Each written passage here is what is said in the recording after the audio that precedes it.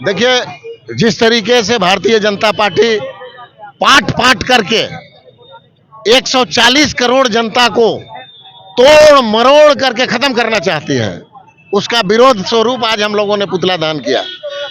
पिछले विगत दिनों केंद्र में देश के होम मिनिस्टर, तड़ीपार सजा याफ्ता होम मिनिस्टर ने एक बिल लाने की कोशिश की, 130वां संविधान संशोधन करने के लिए बिल पेश किया, जिसके तहत जो भी माननीय होंगे, यदि वो 30 दिनों से अधिक कानून के शिकंजे में रहेंगे, जेल में रहेंगे, तो उनका पद स्वतः समाप्त हो जाएगा। तो ये लोकतंत्र की हत्या है और यहाँ पर राजतंत्र की स्थापना करने की कोशिश है। यह शुरू से ही, चाहे वो ईडी हो, सीबीआई हो या इनकम टैक्स हो, उसके थ्रू हम लोगों को डराने का कोशिश किया। जब नहीं डरे तो दूसरा कानून लाया, दूसरा छिपा हुआ कानून लाया और चोरी चोरी चुनाव आयोग को इसमें शामिल करके, और उसने बिहार के चुनाव से पहले 65 लाख से अधिक वोटरों का नाम कायम कर दिया। तो ये एक दूसरा साजिश हुआ। तीसरी साजिश, अभी माननीयों को जेल में 30 दिन रहेंगे तो इनका पद स्वतः समाप्त हो जाएगा, यह साजिश हुआ। इस तरह से और भी कई साजिश करने की कोशिश इनके द्वारा किया जाएगा, तो इसी का हम विरोध कर रहे हैं।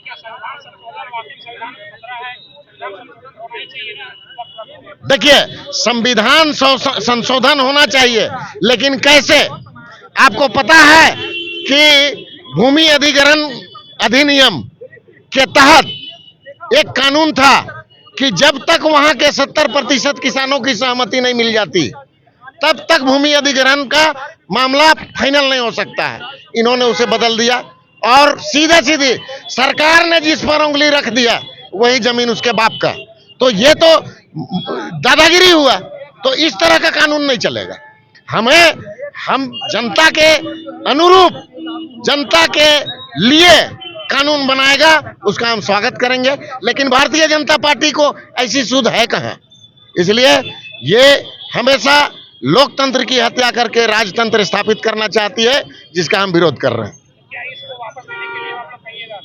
वापस लेने कह रहे हैं और नहीं लेंगे तो हम सड़कों पर उतरेंगे और सड़क में उतर करके और जहां तक जाना होगा हम लोग जाएंगे।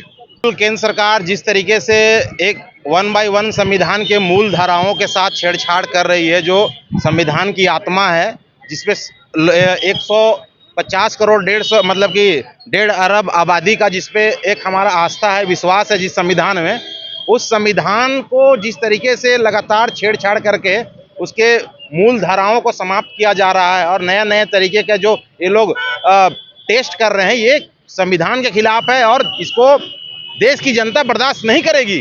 जिस प्रकार ये लोग अपने हिसाब से अपने अनुकूल नियम बनाने में लगे हुए हैं, जिससे सिर्फ यही सत्ता में रहें और बाकी जो दूसरे दल हैं वो धीरे धीरे समाप्त हो जाए और दूसरे दल की एकदम बिल्कुल स्थिति खराब हो जाए, ऐसे ये लोग काम कर रहे हैं, जिसको हम लोग झारखंड मुक्ति मोर्चा बर्दाश्त नहीं करेगी। और आज हम लोग सड़कों पर उतर कर केंद्र सरकार का पुतला जलाने का काम किए हैं। अगर ये काला कानून वापस नहीं हुआ तो हमारा आंदोलन और भी तेज होगा और भी उग्र होगा। बिल्कुल वापस हो, क्योंकि ऑलरेडी हमारे पास कानून है। जो जिस तरीके से पहले लोकपाल की बात होती है, फिर उसमें प्रधानमंत्री को रखने की बात होती है, फिर वो धीरे धीरे वो ठंडा बस्ता में चला जाता है। अब सिर्फ प्रधानमंत्री जी हैं वो सबसे सर्वा रहेंगे, सर्वे सर्वा, और बाकी जितने भी लोग हैं सब उनके नीचे रहेंगे। मतलब प्रधानमंत्री जी और उनके दल के लोग इस देश में राजतंत्र लाना चाह रहे हैं और वो लोग अपने हिसाब से कानून को बना करके दूसरे दल, जो अच्छे दल हैं, जो लोकतंत्र बचाने के लिए काम कर रहे हैं, संविधान बचाने के लिए जो दल काम कर रही है इस देश के अंदर, उसको धीरे धीरे समाप्त करने के लिए इस तरह का कानून लाया जा रहा है, ताकि वो लोग सलाखों के पीछे चले जाएं और देश उनके हाथों में चला जाए और वो लोग यहाँ से बैठ करके राजतंत्र की स्थापना करें।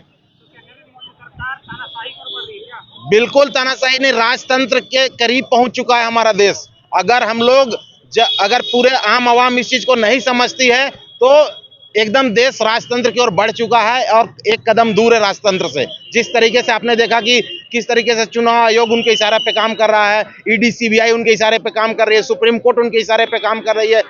ये जितने भी संवैधानिक संस्थान जो कहीं ना कहीं जो स्वतंत्र हुआ करती थी, आज के डेट पे उनके गुलाम बन गई है और उनके इशारों पे काम कर रही है, जिससे कि जनता का विश्वास इन संवैधानिक संस्थाओं से भी खत्म होता जा रहा है। और इसका जिम्मा केंद्र सरकार और माननीय नरेंद्र मोदी जी का सरकार है, जो इस तरीके से देश में असंतोष पैदा करने का काम कर रहे हैं।